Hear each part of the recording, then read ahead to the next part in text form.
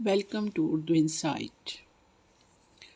آج کے مضمون کا عنوان ہے ایسا درخت جس کے پتے کبھی نہیں جھڑتے۔ حضرت عبداللہ ابن عمر روایت کرتے ہیں کہ رسول کریم صلی اللہ علیہ وسلم نے ارشاد فرمایا کہ درختوں میں سے ایک درخت ایسا ہے کہ اس کے پتے کبھی نہیں جھڑتے، وہ مسلمانوں کی مانند ہے۔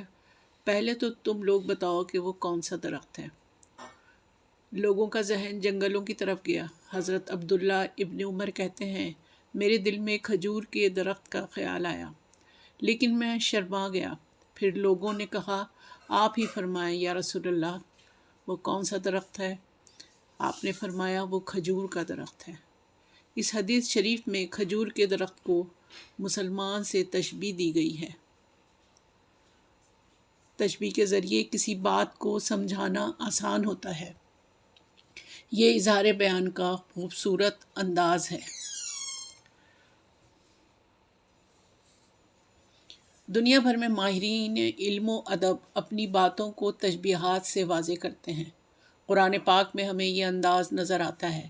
اس حدیث میں کھجور کے درخت کو مسلمان سے اس لیے تشبیہ دی گئی ہے کہ یہ ہرا بھرا ہوتا ہے، اور اس کی ایک خاصیت یہ بھی ہے کہ اس کے پھل، تنا، بیج، جڑ اور سایہ یہ سب کارآمد ہوتے ہیں۔ یہاں کھجور کے درخت کو مسلمانوں سے تشبیہ دے کر یہ بتایا جا رہا ہے کہ مسلمان اپنی زندگی کے ہر رخ سے نفع بخش ہوتا ہے۔ قرآن حکیم کی 14ویں سورت ابراہیم کی 24، 25 اور 26ویں آیت میں ارشاد ہوتا ہے کہ کیا آپ نے نہیں دیکھا کہ اللہ تعالیٰ نے پاکیزہ بات کی مثال کس طرح فرمائی؟ مثال ایک پاکیزہ درخت کی جس کی جڑ مضبوط ہے اور اس کی ٹہنیاں آسمان میں ہیں۔ یہاں ایک پاکیزہ درخت کی مثال دی گئی ہے اور ناپاک بات کی مثال گندے درخت جیسی ہے جو زمین کے کچھ اوپر سے اکھاڑ لیا گیا، اسے کچھ ثبات تو نہیں ہے۔ سید ابن عباس رضی اللہ تعالی عنہ فرماتے ہیں کہ کلمہ طیبہ سے مراد لا الہ الا اللہ کی شہادت ہے۔ پاکیزہ درخت سے مراد مسلمان کا دل ہے، یعنی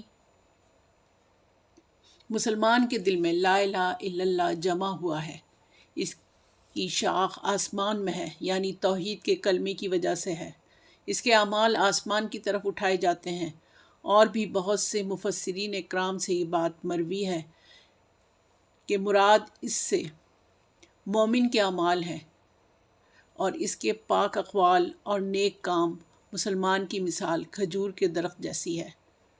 ہر وقت، ہر صبح، ہر شام اس کے اعمال آسمان پر چڑھتے رہتے ہیں، یعنی مسلمان کی شخصیت میں ارتقاء ہوتا ہے۔ جیسے جیسے یہ ارتقائی عمل ہوتا ہے، مسلمان کی شخصیت ثمربار ہوتی چلی جاتی ہے۔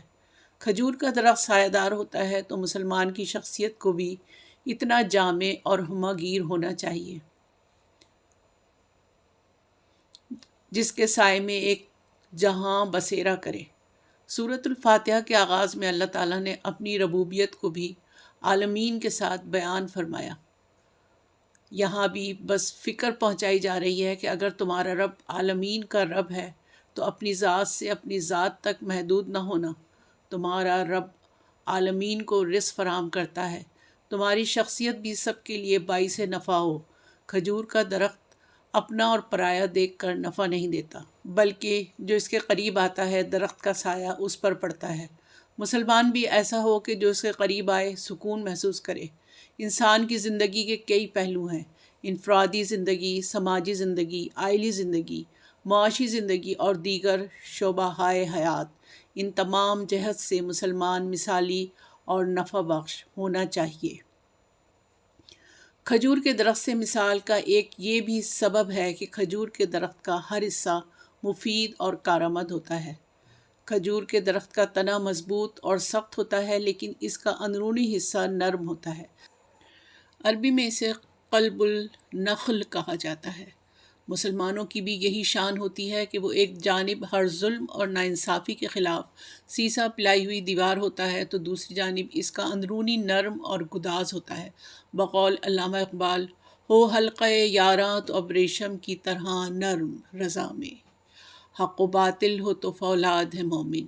اس حدیث مبارکہ میں یہ بھی بیان ہوا ہے کہ درخت کے پتے کبھی نہیں جھڑتے، یعنی اس پر خزاں نہیں آتی۔ اس میں مسلمان کے حسن عمل کی استقامت کا بیان ہے۔ مسلمان اپنے نیک اعمال میں ثابت قدم ہوتا ہے اور ماحول کا اتار چڑھاؤ اس کی ثابت قدمی کو نقصان نہیں پہنچاتا، یعنی مسلمان پر ماحول اثر انداز نہیں ہوتا بلکہ مسلمان ماحول پر اثر انداز ہو جاتا ہے۔ اس حدیث مبارکہ میں حضرت عبداللہ ابن عمر فرماتے ہیں کہ میرے ذہن میں کھجور کا درخت آیا تھا، لیکن میں نے جس کی وجہ سے جواب نہیں دیا۔ اس روایت میں یہ سبق بھی پنہاں ہے کہ سوال پوچھنے میں یا تو اپنی رائے کا اظہار میں جھجک نہیں ہونی چاہیے۔ الغرض معلم کائنات نے اس مختصر سی مثال کے ذریعے مسلمان کی شخصیت کو واضح کیا اور تعمیر شخصیت کی ایک سہل تشبیہ کے ذریعے پوری امت کو تعلیم دی۔ اللہ کریم ہمیں علم کی توفیق عطا فرمائے۔